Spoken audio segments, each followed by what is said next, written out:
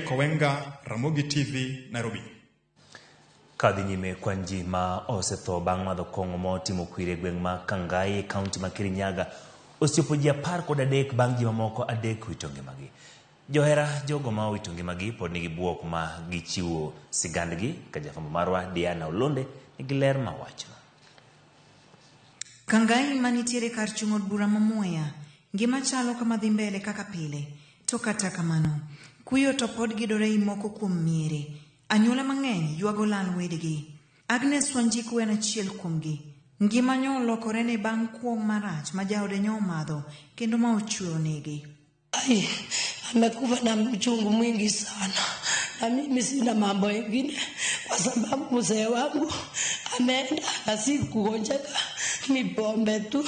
Na jaod Agnes majeng ni 53 kena achiel kuom ji 13 ma osewito ngimagi bang' madho kuong'no ma ripode nyocha omuoch chieng' wuok tich tarik 5 dwe mar 2 higani.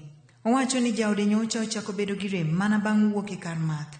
Kaniambia mimi hata nguo sioni, nikaenda kwa nyumba nikamtolea nguo akafaa. Mbonda ikakunja tukaingia tukaenda. Tukienda tukifika Keru anatoa anaanza kutoa kulia. Tukaenda.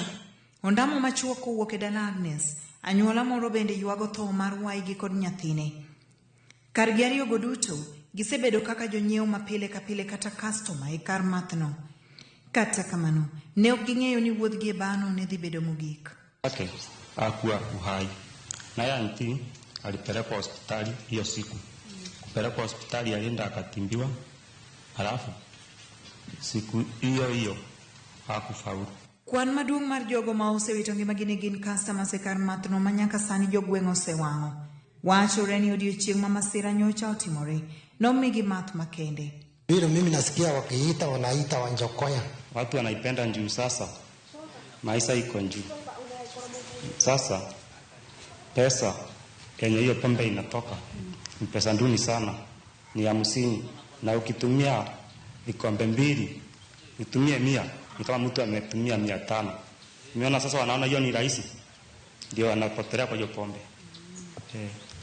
Jodak makoni pod medo se apisas magarita kod mamoko mag sirikal magiwacho ni oseninde tich ni mar mano ken masira mokuongo ma okel gi kong'o. Iko na miaka kadhaa. Watu umesikia wamekufa, sio wa kwanza. Watu wamekuwa wanakufa, wakizaa kufa wanapelekwa kwa mto. Kuna mto Kumbo iko hapo inaitoka Naro. Kila wakati ukisikia kuna watu wanatolewa Kanaro, sio wengine, wanatokana na hiyo pombe. We have arrested California severally. Since I came here, I know you have prosecuted or taken to court more than almost 10 cases or around there. And most of the cases we have not been successful, especially the case on Ethano, which we confiscated in his homestead. And we were told to produce the apparatus. Anyuola gi medo kwayo mondo konygi yudo ratiro seche ma giikore mar iko jogegi. Diana Olonde, Ramogi TV.